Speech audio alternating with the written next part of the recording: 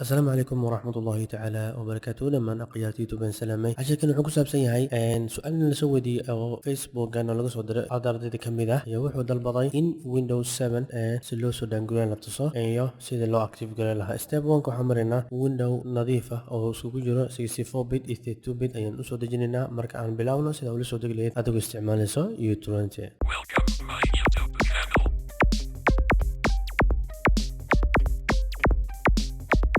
marka waxaad samaynaysaa marka hore waxaa u baahan tahay in aad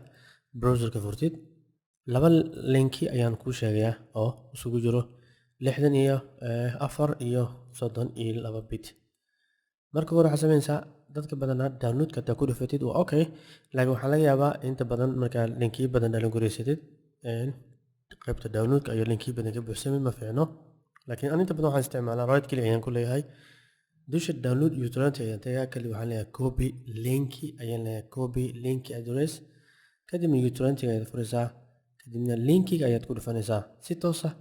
ayaad usoo qaadatay kadibna okay ayaa leedahay windowgaagii sidaas ayuu kugu soo baxay oo jeeda sidaas ayuu diyaar kugu yahay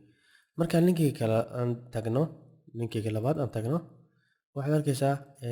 website-kan labaad windows 7 kana ujeeda asagana calaamadiisa markaad downloadka tagtid right click aad leedahay kadibna waxaa copy linki ayaan leeyahay asagana hoos ka soo dhig kadibna linkiga imo kadibna okay dheh wax yar ayaad keeninaysaa si automatic ayuu usoo qaatay inta badan downloadka sidaan ayaan isticmaalanay okay ayaan leeyahay kadibna ujeedaa noocu isugu jiro inuu downloadka bilaaway ani hore ayuu igu degsanaay sidaan ayuu kugu soo baxaa markuu sidaan kugu soo baxo kan aan ka remove gareeyo si kii hadda kale ku daray remove waa inaad dhaha ka sabtaan hore igu download gareysanaay kadibna right click ayaan ku leeyahay kadibna open ayaan leeyahay kuli labadoo isku daray ujeedaa waxaa ku soo qoran boot image haddii boot ku soo qoran aad ayuu u fiican yahay saa darteed iska xiran haddii aan tagno mar labaad inaan tijaabino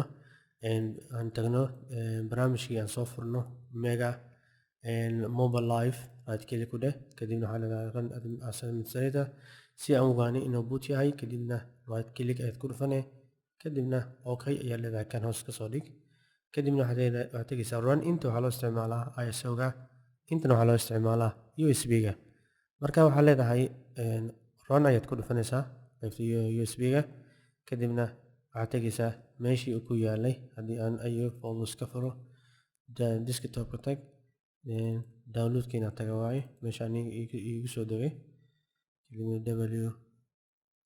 waa kana kadib waxaan leeyahay open ayaa leeyahay wax yar ayaa sugaysaa kadib no ayaa leedahay haddii uu soo kici waayo barnaamijkan ayaad wuxuu ku dhaha anikay taabo keyboardkaaga meel le jag ka sii kadibna ujeedaa windows 7 loading ayuu sameeyey sidaas marka waxaa ku heshay window 7 kaagii oo isugu jiray 32 bit iyo 64 bit